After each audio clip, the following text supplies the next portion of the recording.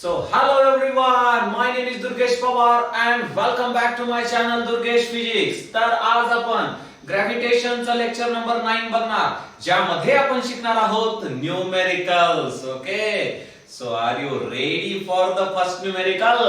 चला बघूया आजच्या लेक्चर मधलं पहिलं numerical. Okay, a spaceship is 10 to the power 14 kilometer away from the massive star.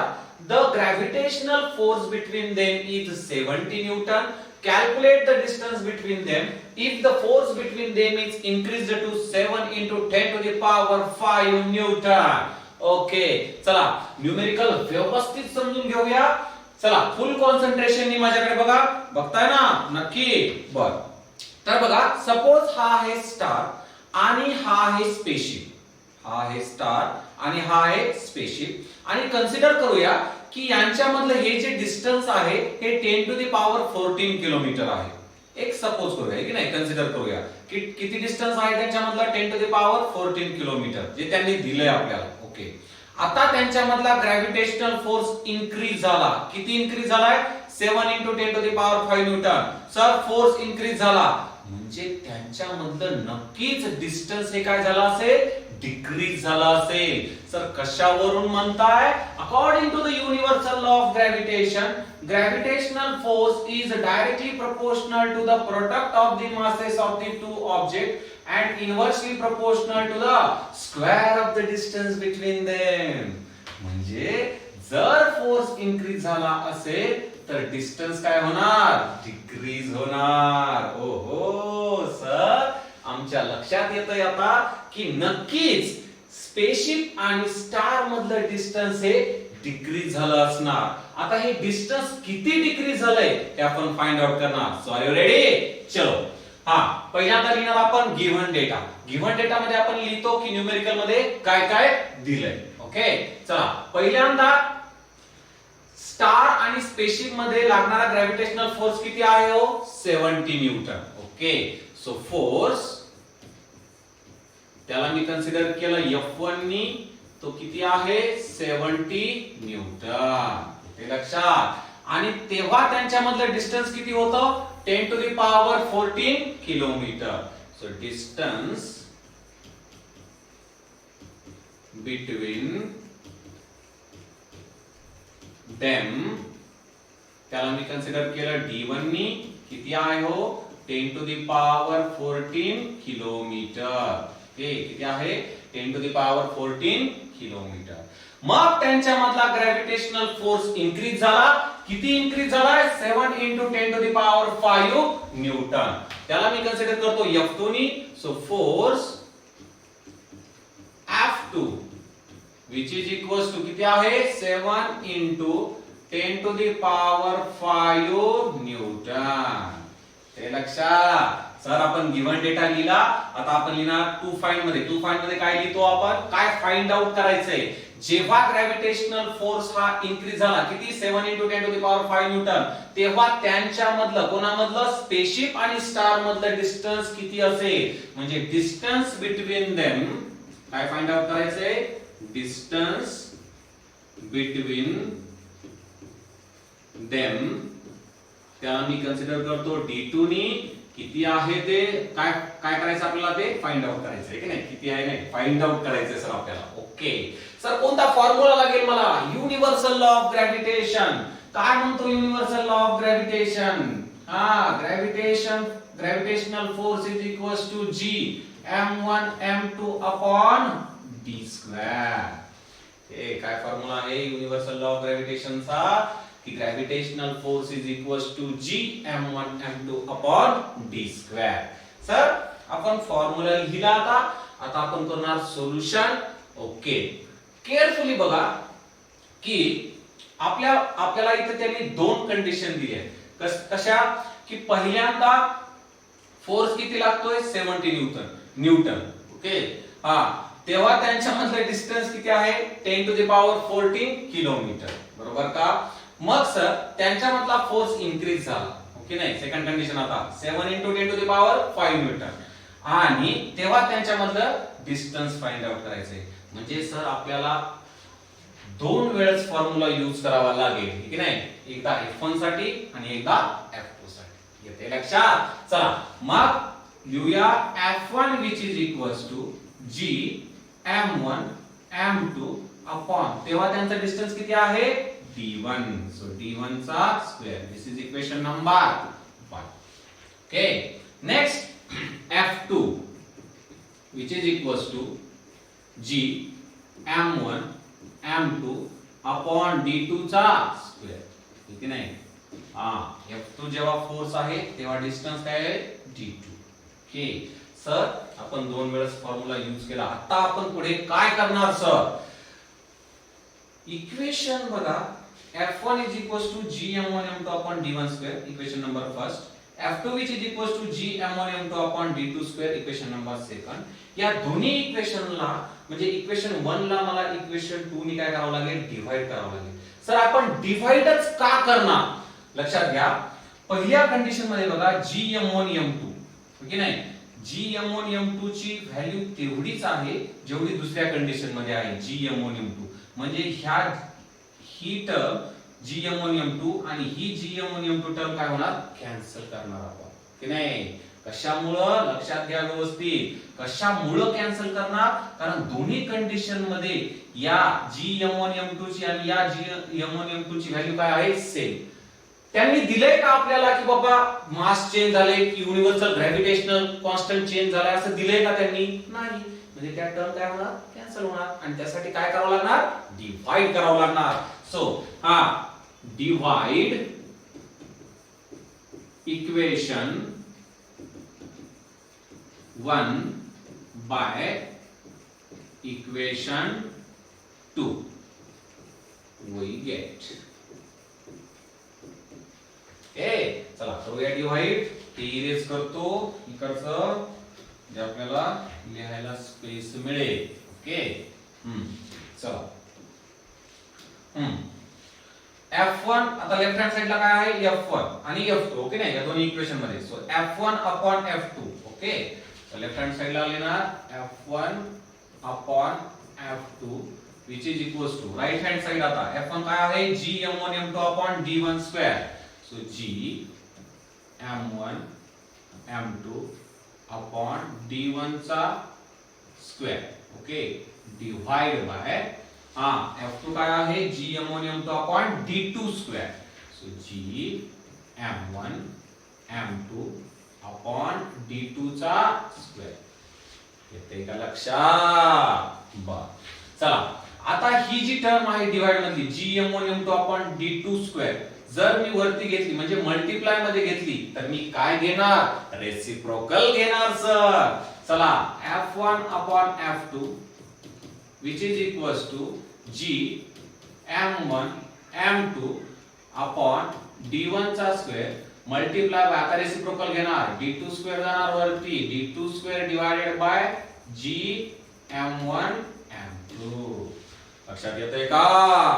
बर, आता हा G M1 M2 आणि हा G M1 M2 काय होणार, कॅन्सल होणार. Okay, so F1 upon F2 which is equals to D2 square upon D1 चा square.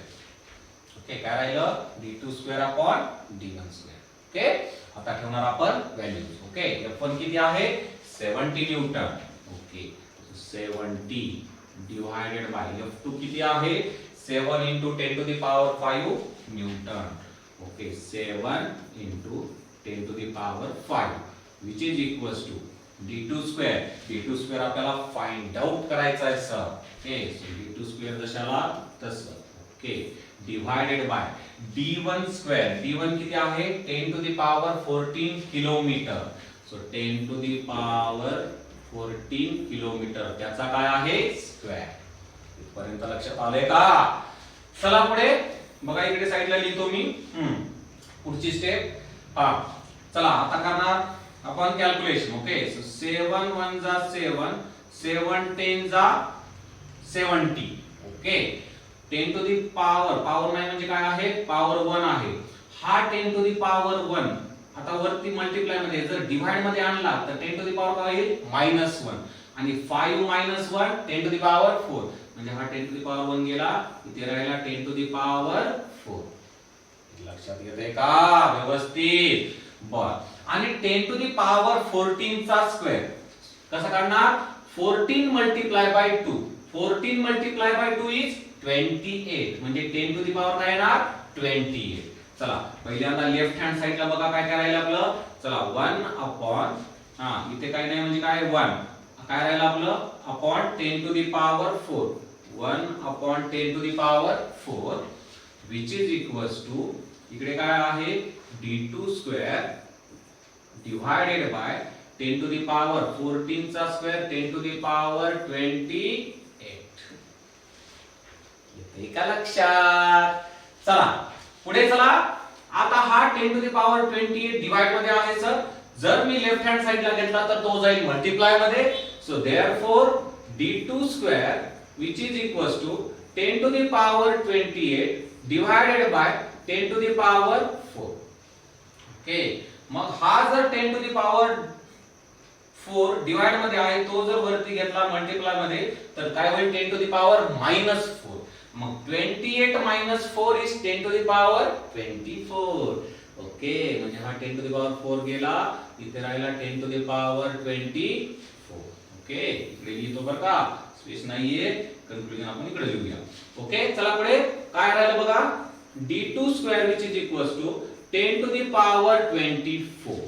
Okay, पण सर आपल्याला फाइंड आउट करायचंय d2.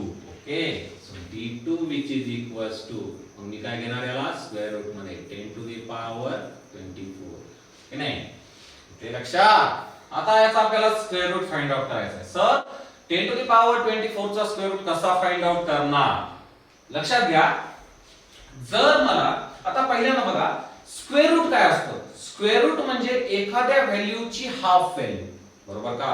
म्हणजे कसं 4 चा स्क्वेअर रूट 2. इथे लक्षात. त्याचप्रमाणे बघा जर फॉर एक्झाम्पल मी म्हणलं, केअरफुली बघा, स्क्वेअर रूट 2 चा पॉवर 4 जर मला फाइंड आउट करायचा असेल तर मी काय घेणार? 2 चा पॉवर 4 त्याच्या हाफ, म्हणजे त्याच्या पॉवर काय 1/2. हो, मग काय करणार मी? 2 1 जा 2, 2 2 जा 4, म्हणजे काय आलं 2 चा स्क्वेअर. त्याचप्रमाणे मी इथे करणार. ओके बघा, 10 टू दी पॉवर 24 त्याचा पॉवर 1/2. ओके, मग 2 1 जा 2, 2 2 जा 4. सो d2 किती आलंय हो? 10 टू दी पॉवर 12 किलोमीटर. किती आलंय? 10 to the power 12 kilometre. Okay, म्हणजे स्पेसशिप आणि स्टार मधलं डिस्टन्स किती आलंय? 10 to the power 12 kilometre. Okay, carefully बघा व्हॅल्यू कडे. किती आलंय? 10 टू दी पॉवर 12 किलोमीटर. म्हणजे डिस्टन्स त्यांच्यामधलं काय झालंय? डिक्रीज. कशामुळे? कारण त्यांच्यामधला ग्रॅव्हिटेशनल फोर्स काय झालाय? इन्क्रीज. ओके, म्हणजे आपण बरोबर होतो सर. ओके, बर. नेक्स्ट बघा, सर जर आम्हाला मीटर मध्ये विचारलं तर, आन्सर सपोज आपल्याला किलोमीटर मध्ये आले. जर आम्हाला मीटर मध्ये विचारलं तर सांगा बरं मीटर मध्ये किती आहे? तर काय करणार मी? कन्वर्जन करणार. कन्वर्जन कसं करणार बघा, की हे इरेज करतो मी 1 मिनिट. कन्वर्जन कसं करणार? किलोमीटरचं मीटर मध्ये कन्वर्जन कसं करणार? सपोज 1 किलोमीटर आहे. 1 kilometre which is equals to किती मीटर हो? 1000 मीटर. आठवलं सर आम्हाला 1000 मीटर म्हणजे काय असतं? 10 टू दी पॉवर 3 मीटर. जास्त 10 टू दी पॉवर 3 मीटर. म्हणजे जर मला 10 टू दी पॉवर 12 किलोमीटरचं मीटर मध्ये करायचं असेल तर 10 टू दी पॉवर 12 ला मला मल्टिप्लाय करावं लागेल. कशाने? 10 टू दी पॉवर 3. ओके, बर. म्हणजे कसं? 10 to the power 12 multiply by 10 to the power 3. Okay, so 10 to the power 12 multiply by 10 to the power 3. Base same आहे, पॉवर काय होते? ऍड. म्हणजे 12 प्लस 3 इज 15. म्हणजे 10 टू दी पॉवर 15 मीटर. ते आता झालं ते मीटर मध्ये. येते लक्षात? चला समजलं का व्यवस्थित? चला लिहून घ्या किंवा लिहून घ्या किंवा स्क्रीनशॉट काढून घ्या. ओके,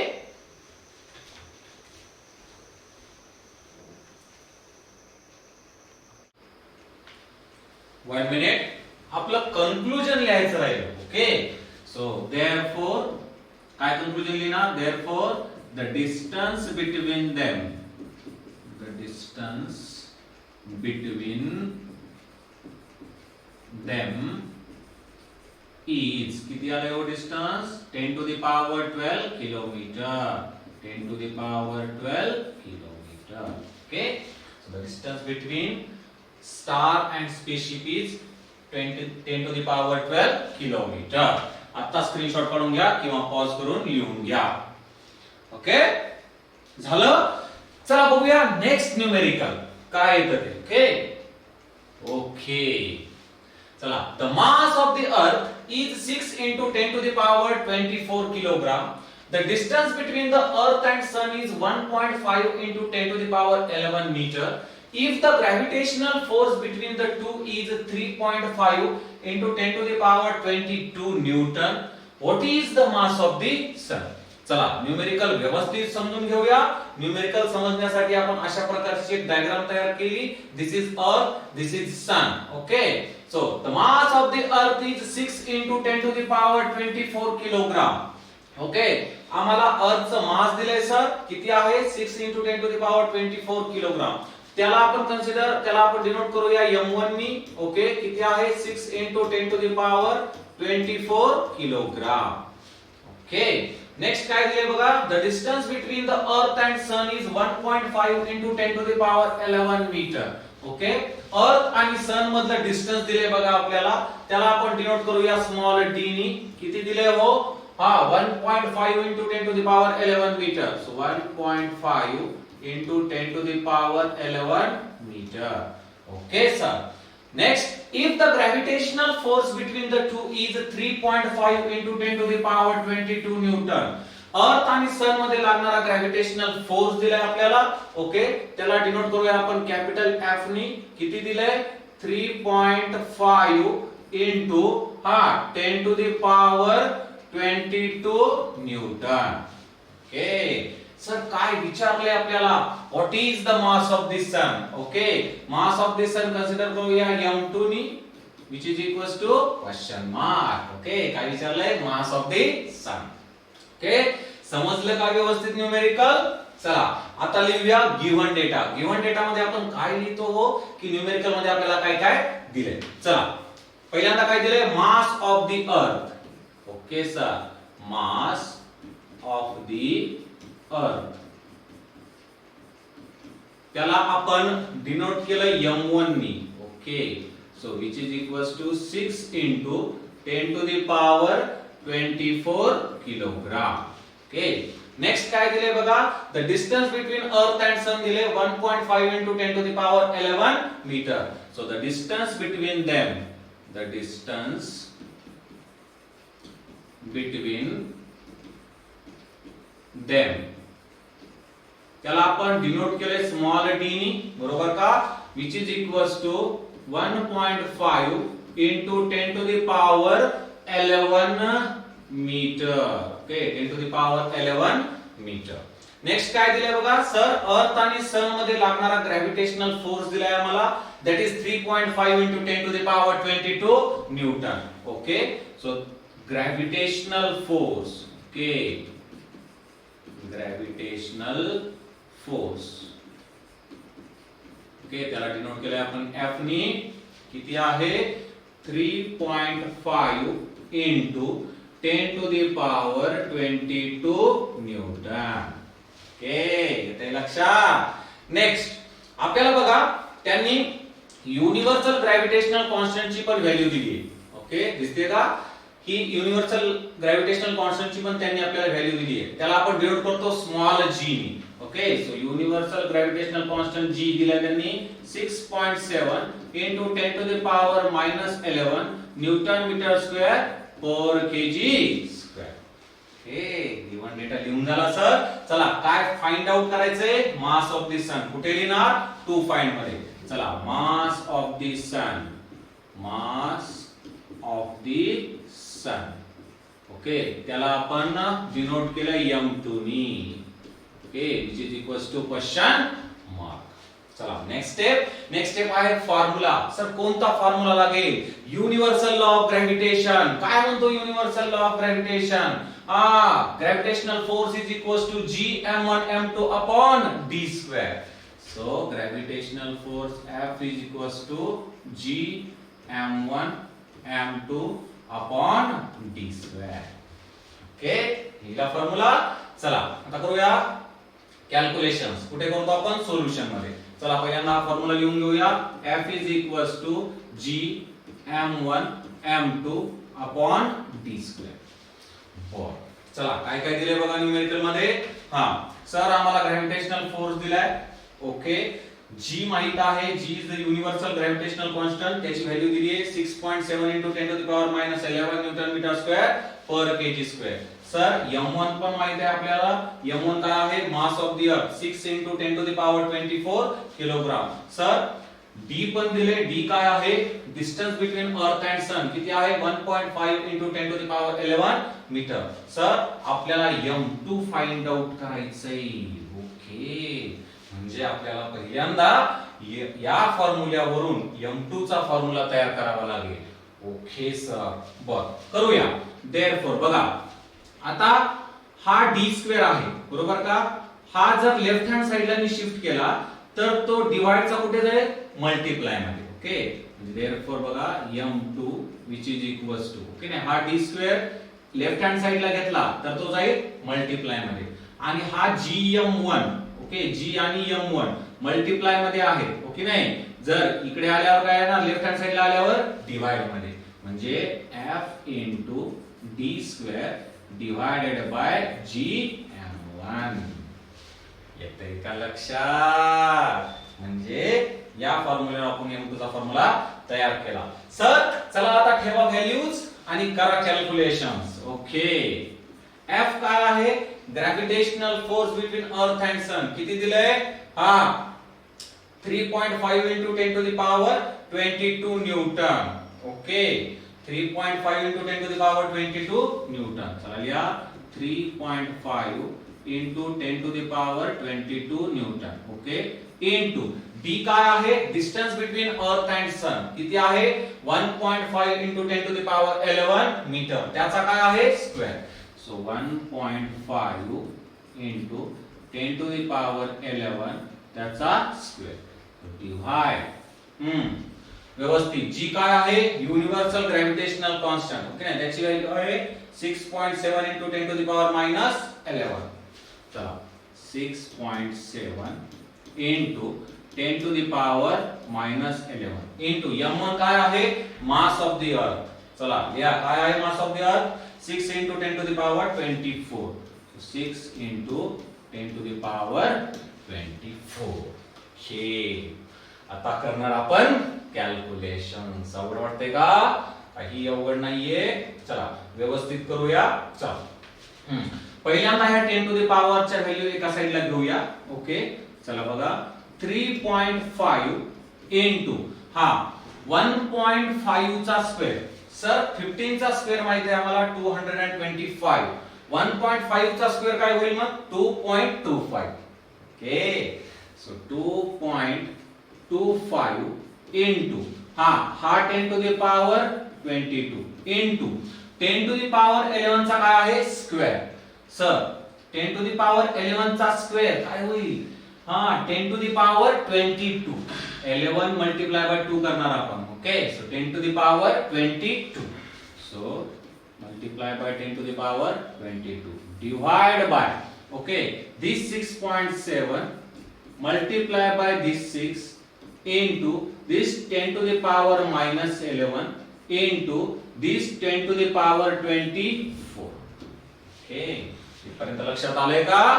चला पुढे. आता बघा this 10⁻22 multiply by this 10⁻22 it's 10⁻44. का? बेस सेम आहे, पॉवर काय होणार? Add.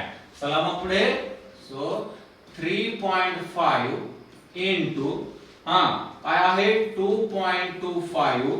Okay, and multiply by 10 to the power 44 divide by, okay, 6.7 multiply by 6, okay, into इथे पण बेस सेम आहे, पॉवर काय होणार ऍड -11 प्लस 24 -11 प्लस 24 इट्स 13 म्हणजे 10 टू द पॉवर काय येणार 13, okay. So 10 to the power 13. हे समजते का इथपर्यंत? चला पुढे मग आता हा 10 टू द पॉवर 13 जर मल्टिप्लाय मध्ये घेतला, आता कसा आहे डिवाइड मध्ये, जर मी मल्टिप्लाय मध्ये घेतला तर तो काय होईल 10 to the power -13, okay. So which is equals to 3.5 into 2.25 divided by 6.7 into 6 into 10 to the power 44 minus 13. येते का लक्षात? ओके. चला पुढे आता सर हे मल्टिप्लाय करा 3.5 into 2.25 या बॉक्स मध्ये करूया. चला करा माझ्या बरोबर 2.25 multiply by 3.5, okay. चला 5 5 जा 25, 5 2 carry, 5 2 जा 10, 10 plus 2 12, 1 carry, 5 2 जा 10, 10 plus 1 11, okay. चला नेक्स्ट 5 3 जा 15, okay. 1 carry, 3 2 are 6, 6 plus 1 is 7, 3 2 are 6, okay. So 5 plus 2 is 7, 7 plus 1 is 8 and 6 plus 1 is 7, okay. Points किती नंतर आहे, किती डिजिट नंतर बघा 1 2 3, so 1 2 3, okay. So answer is 7.875, 7.875 divided by, आता हे 6.7 in multiply by 6, so 6.7 multiply by 6, करा 6 7 जा 42, 2 4 carry, 6 6 जा 36, 36 plus 4 40, okay. पॉइंट किती नंतर आहे, किती डिजिट नंतर 8, so 40.2, so 40.2 into 10 to the power 44 minus 13, 44 minus 13, 4 minus 3 is 1, okay. So 10 to the power 4 minus 3 is 1 and 4 minus 1 is 3, so 10 to the power 31. आलं का लक्षात? 44 minus 13 is 31 म्हणून 10 to the power 31, ओके. आता पुढे, okay, इथपर्यंत लक्षात आले का व्यवस्थित? चला बघा सर 7.875 डिवाइडेड बाय 40.2 हे खूप अवघड जाईल, त्यामुळे आपल्याला आन्सर हे अप्रॉक्सिमेटली काढावं लागेल, ओके.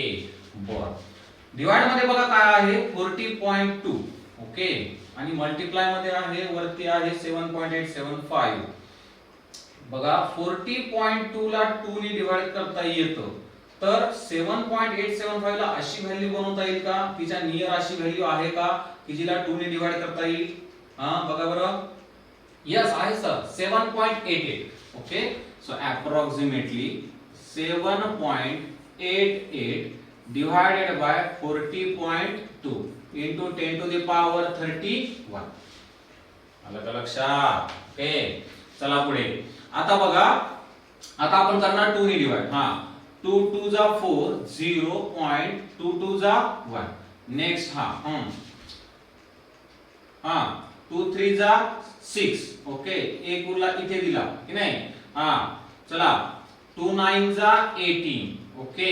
नेक्स्ट 8 उरला एक नाही, त्यानंतर 2 4 जा 8 म्हणजे 3.94 upon 20.1, okay, which is equals to बघा 3.94 divided by 20.1, okay, into 10 to the power 31, okay. बर तर बघा आणखीन सोपं करण्यासाठी बघूया आपण की हे जो पॉइंट आहे तो 2 डिजिट मी राइट हँड साइडला जर मी घेतला तर मी घेतो 10 टू द पॉवर -2, ओके. मग हा पण पॉइंट शिफ्ट करा आणि हा पण पॉइंट शिफ्ट करा. हा पॉइंट जर शिफ्ट केला तर काय घेणार, एक डिजिट नच होतोय तो, म्हणजे 10 टू द पॉवर -1 घेणार. वरती घेणार 10 टू द पॉवर -2 पण खाली 10 टू द पॉवर -1. ओके, इकडे लिहितो मी स्पेस नसल्यामुळे.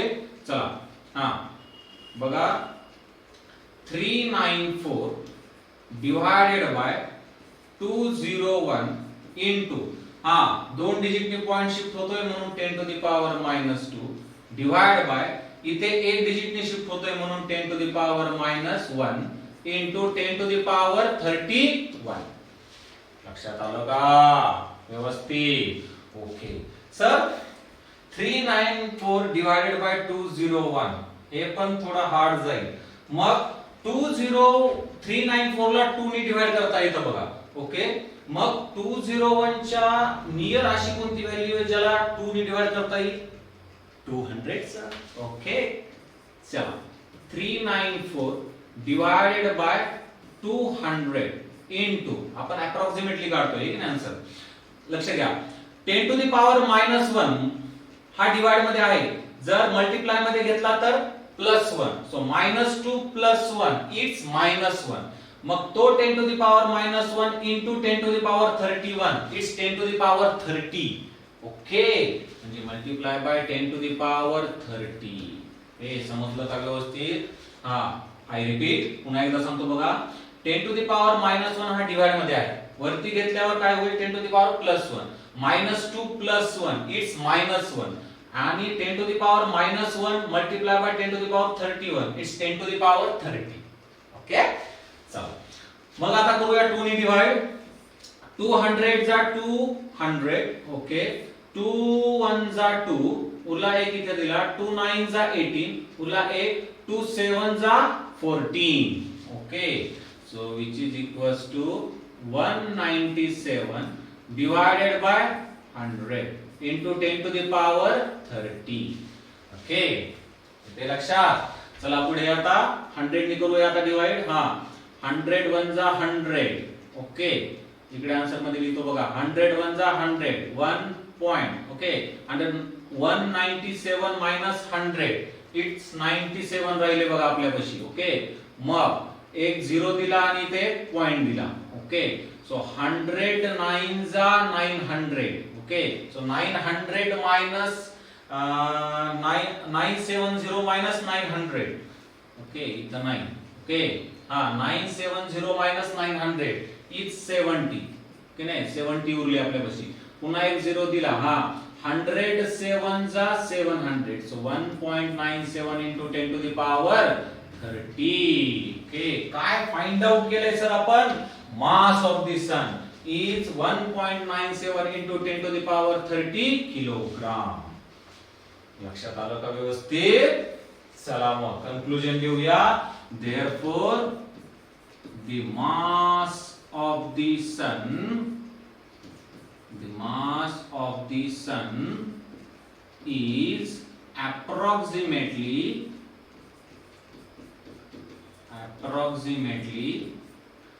1.97 into 10 to the power 30 kilogram. Okay, समजलं का व्यवस्थित? चला पॉज करून लिहून घ्या किंवा स्क्रीनशॉट काढून घ्या. ओके,